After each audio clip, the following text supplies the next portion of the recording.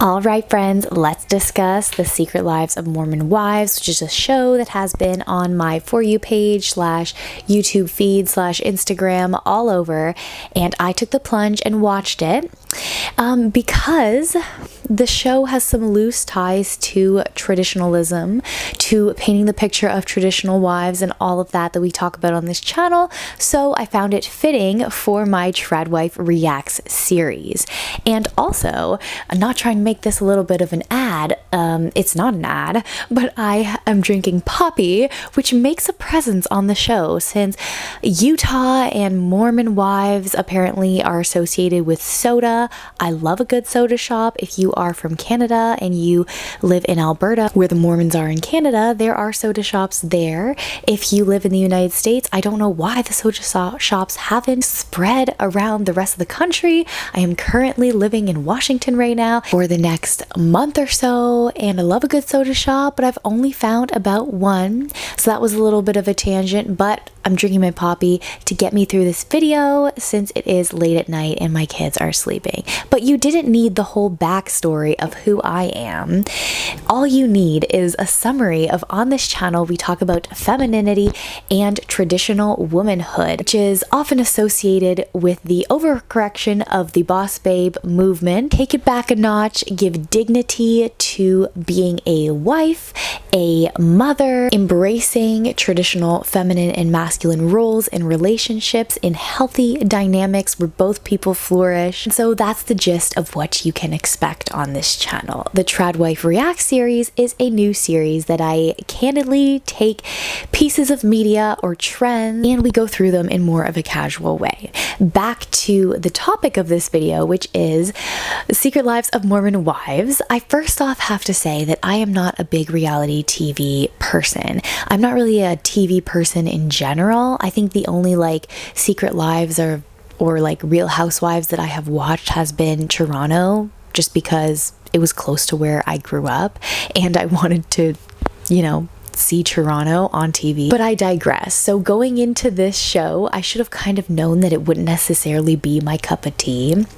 But regardless, I powered through the first 3 episodes to bring some notes here and there. This is not a recap on my channel. There are a lot of fantastic videos out there recapping with more specific of who's who and what went down in each episode. These are just points as they relate to the overall themes, like I mentioned a couple minutes ago, of this channel. So first off, I want to kind of say that I don't necessarily understand the juxtaposition that they're trying to take, the angle that they're trying to take with this show. Because within the first couple minutes of the first episode, you have one of the women saying that they were raised in the Mormon religion, which is a religion that caters to the whims of men, or the every whims of men. I don't know exactly what they're trying to talk about here, but it's very obvious that they're trying to say that it is a patriarchal religion in a bad way. But the thing that I don't necessarily understand is that when they bring up these points here and there throughout the first 3 episodes, where they talk about the sex toy that one of the women has been paid to promote, for example, or they talk about young teen marriage and getting pregnant at 16. One of the characters got pregnant when she was 16 or 18. They take this element of female empowerment, but they don't really back it up with anything that justifies what they're trying to say. For example, when people like to criticize traditional wives in the sense of if you are married to a man and he abuses you and you don't have a job, you might not have financial freedom to escape that relationship. That is solid ground for us to make a rebuttal argument towards that, because it provides context of what they're trying to say. But just making a point of the religion caters to the whims of man, and I'm promoting this sex toy because it's empowering, without explaining why it's empowering, or why we act this way in the religion, or why we think that it's bad for women in this religion. There isn't a real clear picture of what they're trying to say in this show, which is why it's kind of hard for me to make a rebuttal argument, because it just feels like they're trying to put certain popular feminist words throughout the show, and then we're just left with the cliffhanger of okay, and then what? And why are you saying this? Because on one end, you have a bunch of women who are saying that twerking on camera is empowering, but we don't have the context of why in the space of how you're trying to say that twerking on camera is a reaction to a religion that is apparently oppressing you. How exactly do those two come together. If you are familiar with my channel, you will know that you do not necessarily have to be religious or follow a certain religion to be a part of the traditional wife movement. I have a whole playlist that goes over like kind of the nitty-gritty of what the traditional movement is, so I highly recommend that you look into that if you're confused and you want to get a better understanding. But once again, I do think that making these statements and trying to put forth a certain narrative actually hurts women, and it doesn't even empower them in the direction of what like modern feminism is trying to do, because a lot of it is just smoke and mirrors without like actual history behind why it's being done. And on that note, we also have a statement that kind of just comes out of nowhere in the first episode, that her husband doesn't initiate sex, and it's kind of just a statement thrown out there. I think that the context of the show is like they just want to bring up the topic of sex. And another thing that I want to say is that in a traditional relationship, oftentimes when two people get into this relationship and they are really thriving in their masculinity and femininity, there isn't a problem with initiation of sex, because it's more so like the opposite. You probably have more of a scenario where like a lot of babies are popping out just because of the sheer desire that the two people have for each other when they feel comfortable in that type of relationship, which is what I promote on this channel, and it's just what I want you to have in your marriage. I'm a big proponent of actually supporting young marriage, which I believe that a lot of Mormons do get into marriages young, but I do want to make a distinction that the reason why I promote young marriage doesn't mean that I promote it in an inexperienced way. I think that it is beautiful when two people, such as myself and my husband, who got married when I was 22 and he was 24, when you grow together in your 20s and you become stronger and you go through all of that kind of like second adolescence in your 20s together, but you're committed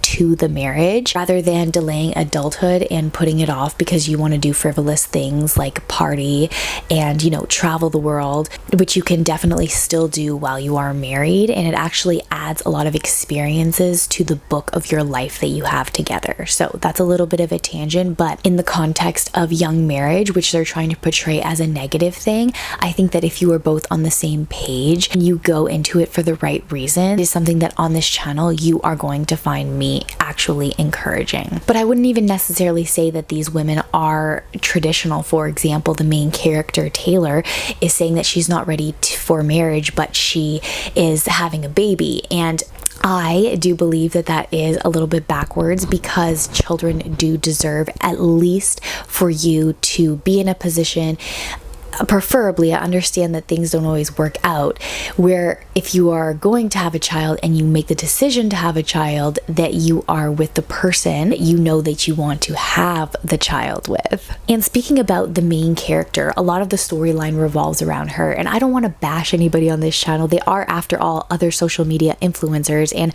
I don't like to speak negatively about anybody. However, I did stumble upon a video where somebody was reacting to the show, and they were saying it from a male's perspective, how they were baffled that the show was even made because the main character does have domestic violence, actual charges, I believe like criminally convicted of domestic violence. And people keep giving excuses to her behavior, kind of like rewarding her with the show and like more social media attention. Meanwhile, if that were flipped the other way, and if that was a man, that would definitely not be happening at all, and that person would be canceled, not allowed on the internet. People would be in an uproar, as it honestly should be. The modern feminist argument does like to hyperfixate on domestic violence, which is very, very serious. And on this channel, I often get accused of promoting a lifestyle where women would be more prone to domestic violence. And if you watch my other videos, I have another video coming out soon where we do tackle that. That is absolutely not what the traditional community is for. And we actually are fighting against that through rewriting the culture to give more value to things that are traditionally female, to live in a culture that respects women, which can't be done when you take a concept of domestic violence and you let women get away with it, but men not so much, which further causes toxicity between men and women when we should be bringing them together for a better, healthy society. What we've been doing since like the 1970s clearly isn't working. Women are unhappy, they are resorting to substances, and they are going through depression, all that kind of stuff. So yes, there were valid issues that we had to address and that we continue to have to address, but the root of that is respect for women, but also respect for men, and how do we look at that and bring us together rather than separating us apart, saying like, I don't need to live with a man, hyper independence, all that kind of stuff. It is not getting to the root of the issue. There's also a lot of talk about chastity. I mentioned a couple minutes ago where one of the characters, I say characters, but like they're actual people, but we know reality TV, okay? Like we know they're characters to a certain extent. She's being paid to promote this vibrator, and this might be a little controversial, but if I actually benefited from using such a device in my marriage on this channel, and I was talking about feminine sexuality, which I actually can, and like, you know, the next couple months, because I think that's an important part of marriage and really deepening the bond you have with your husband, I would feel comfortable promoting this product if it was something that I actually used. Because I guess this would be like the most modern take that I have. I think that it is important for the emphasis of a loving sexual relationship and the health of that relationship to be talked about when it is in the context of marriage. You know, I actually live my life super clean. Like I haven't taken any drugs. I didn't drink until I was legal age. My husband's the only person that I had been with, and that was after we had made a serious engaged commitment to each other. And that was a goal of mine, to make sure, you know, that I didn't with anybody else besides the man who was my husband. But that being said, oftentimes in culture, they like to deduce like when you live a clean life like that to being the same as like a boring life, and that is absolutely not true at all. If anything, for many women, because they save themselves for being so comfortable with a man, that it is more of a, you know, maybe it's a little bit too much for a Saturday night, but pleasurable experience, okay? Like I couldn't imagine being open like that with anybody who wasn't my husband. To me, like giving yourself to somebody like that and not knowing if they're going to be there forever is degrading to women. I don't find that empowering at all. But anyway, there is another emphasis on like purity culture where we don't talk about it at all. Like this woman was saying that it was horrific, or she was in pain on her wedding night because she hadn't talked about these things. And although I was raised in a household that had Christian values, that did talk about, you know, these are the reasons why you shouldn't do all those, you know, bad things that I just mentioned. If I had any questions about logistics of that, my parents were always open about it. Or like if we saw something in culture or on TV, my parents would have a conversation about it after. Sex wasn't necessarily a taboo subject. And so I do think that you can have traditional values of understanding the importance of saving yourself for that person, meanwhile not seeing sex in the context of marriage as taboo, and having those important conversations with your children when they are old enough. And again, I'm not trying to degrade these women. Of course, they are very beautiful. The show is mildly entertaining. I follow a couple of them on TikTok, but I'm a social media influencer, I guess you could say, a small one, but I don't feel the need to like shake myself on the camera or show myself provocatively on camera. And I think a lot of that comes from the way that I was raised in a traditional home, but in one that was open about talking on these cultural topics that are important. The sin of the world can't just be like brushed under the rug. You have to have these conversations with mentors, and who better to have mentors than your parents, who are able to look honestly and even use their own experience of like mistakes they may have made. You know, I have been in situations where people have done sinful actions in my vicinity. And of course I tried to take myself out of those situations, but I was able to have a mature response. And it wasn't like, you know, the forbidden fruit of maybe I should try it, or like, you get what I'm saying. That kind of wide-eyed, bushy-tail rebellion stages that a lot of women have in their early teens, none of that really fazed me,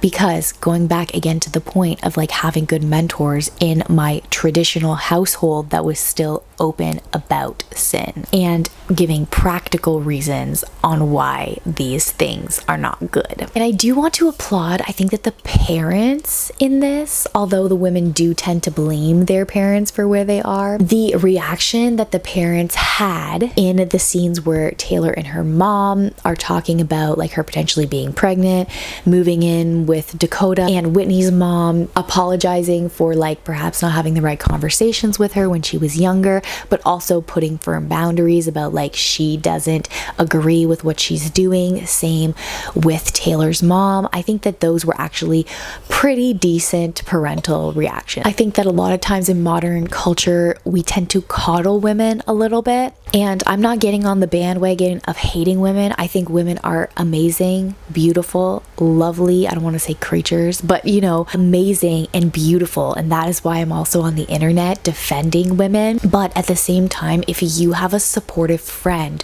parent, aunt, sibling who is able to sit you down and tell you, hey, I don't think that what you're doing with your life is good, regardless of if you proceed with it, having that is so valuable. And a lot of times people don't want to push that truth because we live in so much of a culture of like, if you say this one thing that bothers me, I'm going to cut you off, rather than sitting down and thinking, you know, maybe I didn't like the way that the person said it and I can communicate to them like, hey, your tone was a little bit too harsh for me, or like the words that you use, I didn't like that, you know, you called me dumb when it wasn't me that was dumb, it was just the decision that was dumb. But being able to sit and ask yourself like, is that actually true? Is there actually truth to what this person is saying? And like shock yourself out of the reaction that like you're not always a perfect goddess queen is a healthy way to be. And I actually have a couple friends like that. I'm also able to go to my husband and say like, okay, I either need to be babied through this or like tell me the harsh truth because I want to be a better person. And that will save so much heartache for somebody down the road, because like I mentioned, even if they proceed with that decision, at least they know that they have a better picture of like what could potentially go wrong. I'll give you also a little bit of a story on my husband and I. My husband is from a different social class than my parents, and at first they weren't, I don't want to paint the picture of like my parents being these stuck-up snobby people, but they were very hesitant and they laid it out clearly like, hey, this person has a different background, was raised differently, has all of these circumstances that by statistics tend to creep up in like this and this way. And because they did that, although I proceeded with my decision of marrying him and you know, they knew they had to support me, I didn't go into my marriage blindly, and my marriage is actually better for it. He could say the same thing about me, you know, I was a little spoiled girly growing up, and that came with a lot of like deconstruction, a lot of humbling myself that the world isn't sunshine and rainbows. And speaking of sunshine and rainbows, this is a little bit of a tangent talking about the show, but it's hard for me to watch reality TV because I also see that, you know, like people are homeless, people are on drugs in the streets, like the country, the political system is falling apart, and we're over here getting angry. Oh, I dropped my phone. Getting angry over what Taylor said and like side-eyed at the church. I'm not trying to say that I'm better than anybody, okay?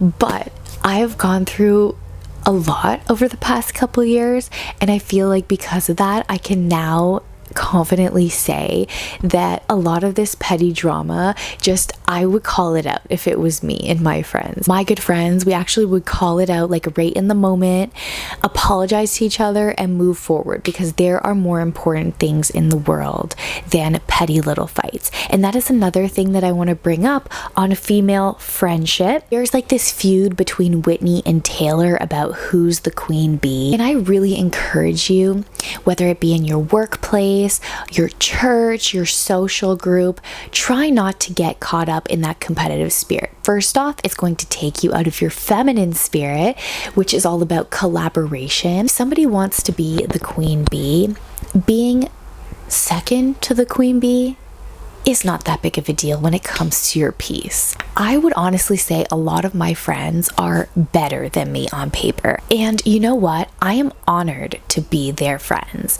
I even have many friends on the internet who I am honestly like baffled that they are friends with me because they have so many hundreds of thousands of followers more than me. Instead of taking that like in a competitive way, try to think about how you can learn from other people and better yourself. When you let go of competition and jealousy, your life will significantly improve. My toddler's here. Okay, let's go to bed. One more there. So as you can tell, I have to put my toddler little dude to bed, and my husband's in here staring at me right now. As I mentioned at the beginning of this video, this wasn't necessarily a recap of the show, just using the show as a springboard to talk about some issues that overlap with our channel here. So if you want to leave some comments down below, especially if you are Mormon and you watch this show, that would be super fun. Last time I did a video on Ballerina Farm, for example, there were so many good comments and conversations down below. I do my best to get to all of them, or at least like acknowledge all of them, because I find it very, very entertaining what we are doing here. The conversations that we are having here are honestly life-changing. My husband supports it. So I will see you next time, lovely feminine friends. Bye-bye.